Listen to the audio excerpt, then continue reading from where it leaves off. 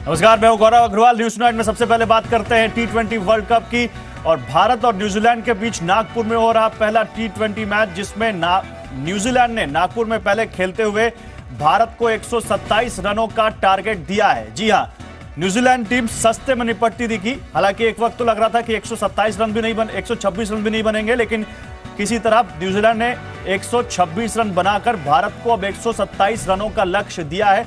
भारत लगातार पूरे मैच में न्यूजीलैंड पर हावी दिखा और कहीं से भी नहीं लगा कि न्यूजीलैंड भारत पर हावी हो सकता है।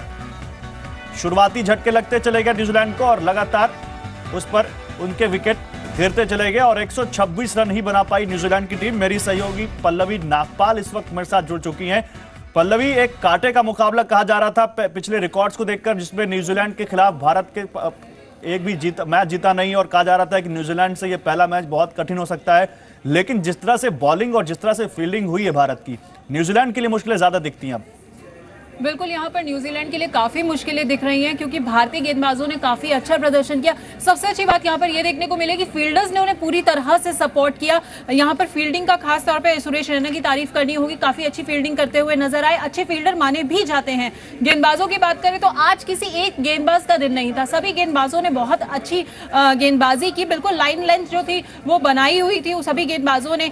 स्पिनर्स से जिस तरह से शुरुआत कराई गई, आर अश्विन से जिस तरह से कप्तान धोनी ने शुरुआत कराई, वो काफी काबिले तारीफ था क्योंकि स्पिनिंग जो अटैक रहता है वो न्यूजीलैंड की काफी बड़ी कमजोरी है। और जिस तरह से पिच की बात की जा रही थी कि स्पिनर्स को हेल्प कर सकते हैं, तो बिल्कुल कप्तान धोनी ने एक अच्छा निर्णय लिया और उस निर्णय को जो है हमने सही साबित होते हुए भी देखा। तभी जो है भारतीय टीम और अब इंतजार इसका है कि कैसे भारतीय बल्लेबाज गेंदबाजों और फील्डर्स की मेहनत को सही साबित करते हुए 127 रन का टारगेट हासिल करें, क्योंकि 127 रन बनाना है अभी भारतीय टीम को और ये अब देखना होगा कि कैसे बनाती है भारतीय टीम। फिलहाल बहुत शुक्रिया पल्लवी आपका इन तमाम जानकारियों के लिए। आगे बढ़ते हैं और अब बात करते हैं जी बिजनेस की खबर पर लगी मुहर की। जी बिजनेस की खबर पर एक बार फिर मुहर लगी है। जी बिजनेस ने खबर दिखाई थी कि एग्रीकल्चर इनकम की आड़ में टैक्स चोरी करने वालों के खिलाफ सरकार जांच की तैयारी कर रही है और अब वित्त मंत्री ने इस बात की पुष्टि कर दी है कि ऐसे लोगों के खिलाफ जांच चल रही है। वित्त मंत्री अरुण जेटली ने कहा है कि कृषि इनकम की आड़ में टैक्स चोरी करने वालों को बख्शा नहीं जाएगा। जेटली ने यह भी कहा कि कुछ खास लोगों के खिलाफ जांच जारी है। हालांकि उन्होंने विपक्ष पर निशाना साधते हुए कहा कि जब जांच रिपोर्ट सामने आएगी तो इसे राजनीतिक मुद्दा ना बनाइएगा, इसे पॉलिटिकल विक्टिमाइजेशन का नाम नहीं दीजिएगा। सरकार 1 करोड़ रुपए से ज्यादा कृषि इनकम दिखाने वालों की जांच कर यह पता करने की कोशिश कर रही कि कहीं इसकी आड़ में काला धन तो नहीं छुपाया गया या मनी लॉन्ड्रिंग तो नहीं की जा रही। 2007 से 2016 के बीच के टैक्स रिटर्न की जांच भी की जाएगी। इनकम टैक्स विभाग को शिकायतें मिल रही थी कि एग्रीकल्चर इनकम की आड़ में ब्लैक मनी को व्हाइट बनाया जा रहा है और इस बात को लेकर सीबीडीटी ने एक इंटरनल आदेश सभी स्टेट्स के अपने हेड ऑफिसेस को भेजा है और 20 मार्च तक टैक्स अधिकारियों से इस बारे में रिपोर्ट मांगी गई है।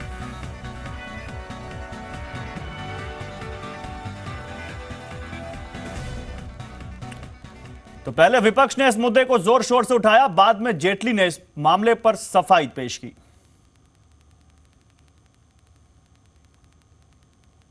के मामले में देश भर में, मैं जिस गांव में रहता हूं उस गांव में कई व्यापारी हैं जो खेती कर करके टैक्स बचाने का काम कर रहे हैं। एक तरफ ये बात है, दूसरी तरफ किसानों पर टैक्स भी नहीं लगना चाहिए।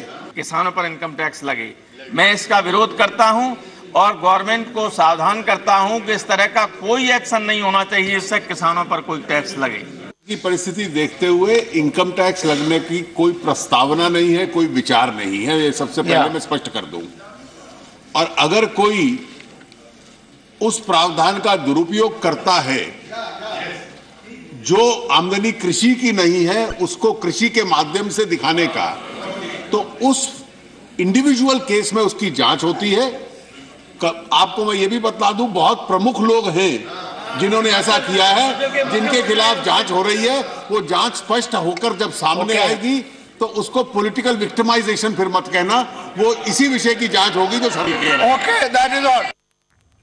तो सीधे सीधे विपक्ष पर निशाना साधते हुए वित्त मंत्री आई जल्दी से आपको बताते हैं कि एग्रीकल्चर इनकम होती क्या है, कौन सी वो इनकम होती है जिसको एग्रीकल्चर इनकम माना जाता है। खेती की जमीन पर मिलने वाला रेंट या खेती की जमीन से होने वाली कमाई कृषि कमाई मानी जाती है एग्रीकल्चर इनकम।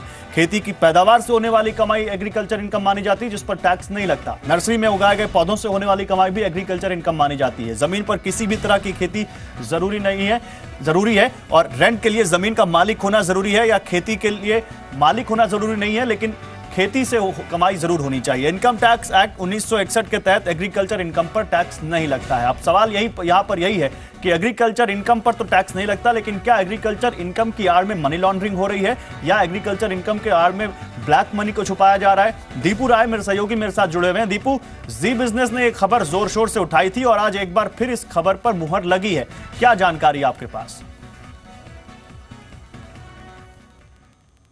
बिल्कुल गौरव, बताएं आपको कि ये वो लेटर है, इंटरनल लेटर है जिसको कि इनकम टैक्स विभाग ने सारे पूरे देश भर के जो जोन होते हैं उनको भेजा है और ये कहा है, जिसमें कि आप पैराग्राफ पढ़ेंगे, इसमें कहा गया है साफ तौर पर कि 1 करोड़ से एबव जिन लोगों ने अपने टैक्स रिटर्न में खेती से इनकम दिखाई है उनकी हम जांच कर रहे हैं। और ये पाया गया है, पटना हाई कोर्ट के PIL का रेफरेंस दिया गया है जिसमें कहा गया है कि किस तरह से मनी लॉन्ड्रिंग का यूज होता है और बहुत सारे लोग रूट करते हैं और ये दिखाते हैं कि ये इनकम खेती से हुई है, एग्रीकल्चर से हुई है। और वित्त मंत्री इसी बात को दोहरा रहे हैं। ये पूरी लिस्ट है, जो नंबर्स हैं नाम उसमें नहीं दिए गए हैं, लेकिन साफ है कि 9 साल के असेसमेंट ईयर में इस साल अकेले 307 के करीब ऐसे टैक्स पेयर्स हैं जिन्होंने कि अपनी इनकम खेती से केवल इनकम 1 करोड़ से ऊपर दिखाई है। ये बड़े टैक्स इवेडर हैं और जिनकी सरकार जांच कर रही है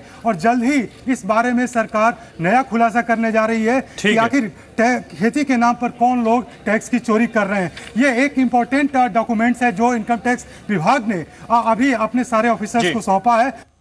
बहुत बहुत शुक्रिया दीपू आपका इन तमाम जानकारियों के लिए। और अब बात करते हैं किंगफिशर एयरलाइंस विवाद की।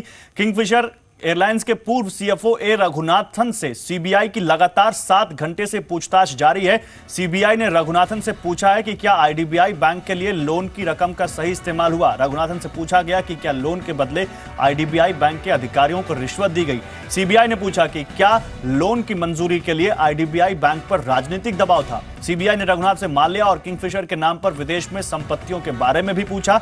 सीबीआई लोन की रकम का इस्तेमाल और लोन देने के लिए राजनीतिक दबाव की जांच भी कर रही है। तरुण शर्मा मेरे सहयोगी ज्यादा जानकारी के साथ जुड़ चुके हैं। तरुण, ए रघुनाथ से काफी देर से पूछताछ चल रही है, क्या कुछ जानकारी निकल कर आई है सामने?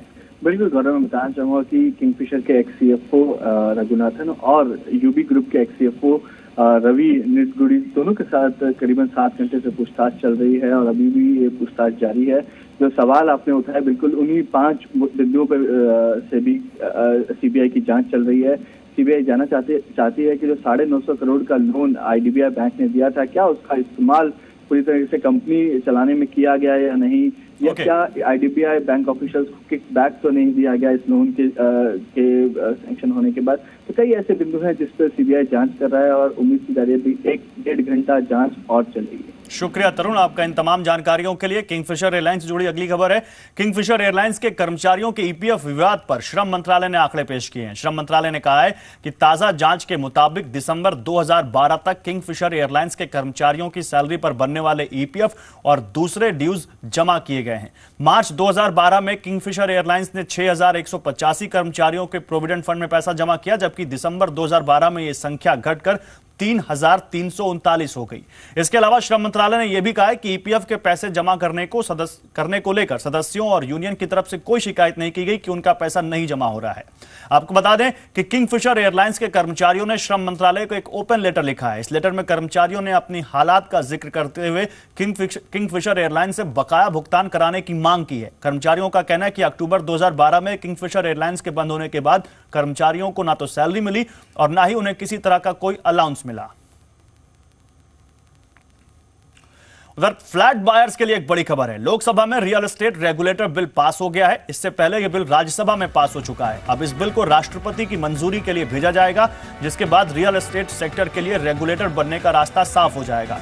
रेगुलेटर बनने के बाद बिल्डर्स की मनमानी पर लगाम कसी जा सकेगी और धोखेबाज बिल्डर्स ग्राहकों को चूना नहीं लगा पाएंगे।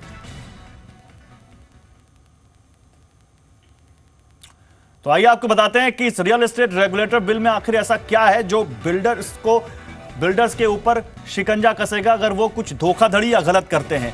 500 स्क्वायर मीटर एरिया या 8 फ्लैट वाले प्रोजेक्ट इसके दायरे में होंगे, यानी अधिकतर प्रोजेक्ट, क्योंकि पहले इसका दायरा छोटा था। प्रोजेक्ट की 70% रकम अलग खाते में रखनी होगी। एक एस्क्रो अकाउंट होगा जिसमें ये 70% रकम उस प्रोजेक्ट की रखनी पड़ेगी। डिफॉल्ट की स्थिति में हर्जाने पर कोई फर्क नहीं होगा क्योंकि ये रकम पहले से रखी हुई है। डेवलपर्स ग्राहक को एक जैसा हर्जाना देना होगा। जितना डेवलपर से लिया जाएगा उतना, जितना ग्राहक से ले जाएगा उतना ही डेवलपर्स को देना होगा। बिल्डिंग स्ट्रक्चर में खराबी की जिम्मेदारी अब 5 साल की होगी, पहले 3 साल की होती थी, यानी कंस्ट्रक्शन अच्छा करना पड़ेगा बिल्डर को। बिल में सुपर एरिया और कॉमन एरिया का भ्रम खत्म कर दिया गया है और अब जो यहां पर घरों की कीमत आकी जाएगी वो कारपेट एरिया के आधार पर तय की जाएगी, ना कि सुपर एरिया के आधार पर। यानी ग्राहक को पता होगा कि उसको कितना एरिया मिल रहा है और उसके लिए कितना पैसा चुका रहा है। बायर्स की मंजूरी के बिना प्रोजेक्ट के प्लान में बदलाव नहीं होगा। एडिशनल कोई टावर उस प्रोजेक्ट में नहीं जोड़ पाएगा बिल्डर। रेजिडेंशियल, कमर्शियल दोनों तरह के प्रोजेक्ट्स इस बिल के दायरे में आएंगे, यानी चाहे आप रेजिडेंशियल प्रॉपर्टी खरीद रहे हो या कमर्शियल प्रॉपर्टी, इन सब के लिए यहां पर एक रेगुलेटर बनाएगी अब सरकारें। राज्य स्तर पर ग्राहक और बिल्डर के बीच लेन देन की निगरानी होगी। ये ग्राहकों को कैसे फायदा होगा ये हम आपको बता रहे हैं। ग्राहक कैसे इस बिल के आने के बाद फायदा उठा सकेंगे। राज्य स्तर पर रियल एस्टेट रेगुलेटरी अथॉरिटी बनेगी। अब हर राज्य अपने स्टेट में अपने यहाँ एक बनाएंगे रेगुलेटर अथॉरिटी। बिल्डर को टाइम लिमिट में पोजीशन देना होगा। अगर टाइम लिमिट ब्रीच करते हैं तो ग्राहक को उन्हें ब्याज देना होगा, जो अभी बहुत नॉमिनल होता है, बहुत कम होता है। ब्याज की दर ग्राहक से लिए जाने वाले ब्याज के बराबर होगी, ये याद रखिए।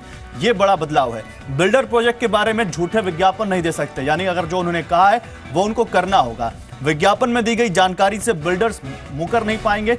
बिल्डर यह नहीं कह सकेंगे कि हम ये नहीं दे पाएंगे। बिल्डर की शिकायत रेगुलेटरी अथॉरिटी से की जा सकेगी अब, और ग्राहकों की मर्जी के बिना प्रोजेक्ट में कोई बदलाव नहीं होगा। अगर जब तक ग्राहक नहीं चाहते तब तक प्रोजेक्ट जो बिल्डर ने कहा है उसको उसी तरीके से बनाना पड़ेगा।